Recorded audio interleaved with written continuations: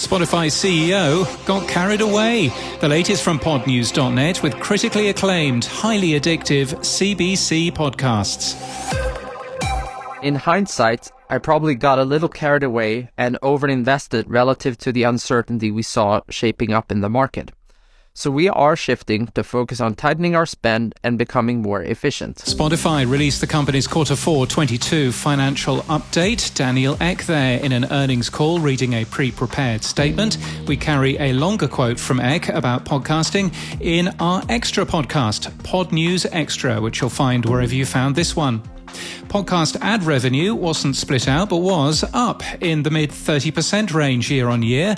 Podcasting also delivered improving profitability. The Spotify Audience Network seeing healthy double-digit growth quarter on quarter. Total ad revenue at Spotify was up from $418 million to $488 million quarter on quarter, with 2 months that outperformed and 1 month that underperformed. Edison Research's share of ear and Edison podcast metrics are to be marketed to advertising agencies by Nielsen. It's a significant step for the study, which is the only survey to measure all podcast listening across the US. UK podcast company Novel has secured a $6.2 million Series A investment round. The investment will be used to accelerate growth with strategic partners and to establish the company's own network of originals. Podcast ad buyers have yet to see a slowdown in their budgets, even while other budgets have been cut, according to Digiday. US radio broadcaster Radio 1 has launched a podcast network. It's called the Urban One Podcast Network and has a website up today. Rode has added a version of the company's NTH100 headphones that adds a broadcast-grade headset microphone. Mozilla's Pocket has announced a number of new partnerships, including with PRX supporting the science of happiness. And Los Angeles radio station KPCC is to rebrand to LAist 89.3 to join the brand used by its on-demand and podcast unit LAist Studios. In People News, Philana Patterson is to become the new head of audio at the Wall Street Journal. She joins Alan Harbachak, who was confirmed as editorial director of audio earlier this month. It's part of an audio expansion by the Wall Street Journal. And Steve Lichtig has joined CNN as the executive producer of podcast and audio content. He's worked at NPR, Slate, and NBC News. And in podcast news, Crime Analyst has joined the Ad Large podcast portfolio. The show is hosted by world-renowned former News Scotland Yard criminal behavioural analyst Laura Richards. Kathy Ksoukas, the CEO of Ad Large, describes the show as acutely focused, smart and informative. Songs My Ex Ruined is new from Nevermind Media today, a podcast about songs people can never listen to again because their terrible exes destroyed them forever. It's hosted by music journalists and podcast producers Courtney E. Smith and Melissa Locker. Insider Interviews with E.B. Moss returns for a new season today, kicking off with the former CEO of NPR, Jarl Mohn. Known by podcasters as the former CEO of NPR, he's also the creator of E! Entertainment TV and known to art institutions as a generous benefactor. This podcast is sponsored by CBC Podcasts. The new 7-part series Love Janessa is climbing the international charts. Join host Anna Ajala on a wild journey to find a woman whose images are used as bait in global catfish schemes. From BBC World Service and CBC Podcasts, produced by Antica and Telltale Productions, you can find Love Janessa wherever you found this podcast, or stay here just for today for the trailer. And that's the latest from our newsletter. To read all the stories and subscribe, we're at podnews.net.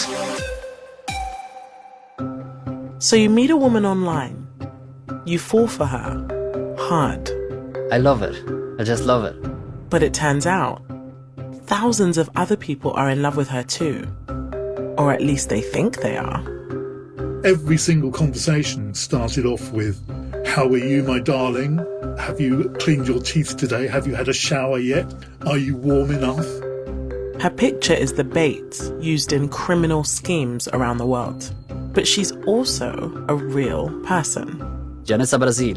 Janessa Brazil. Janessa Brazil. Adult entertainment star Janessa Brazil. The face that's launched 1,000 romance scams. she said, if you really loved me, you'd do what I asked you to do. And then you responded, You used a fake identity, a false story, and stolen photographs. Why should I give you anything at all? one woman's image is being used by criminals to target innocent people looking for love online. I keep thinking so much about you. I miss you so badly. So I was sending like probably 50 to 25K in the first 2-3 months. Really, anyone can fall for this, right? There's no one type of victim. In every catfish, there's the bait. But why her? What is she, a modern day Helen of Troy or something? Is that what it is? Is she just got a face that somehow is more effective than other faces? And where is the real Janessa?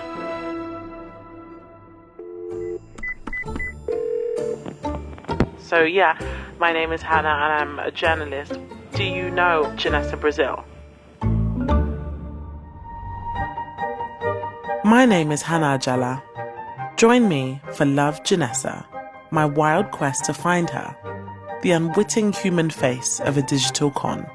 A story about sex, love, and survival that spans the globe, touching down in the United Kingdom, Canada, Italy, the United States, and Ghana. Do you ever sometimes feel bad that you're scamming people? Very, very bad. You know, it's because of work and because of money.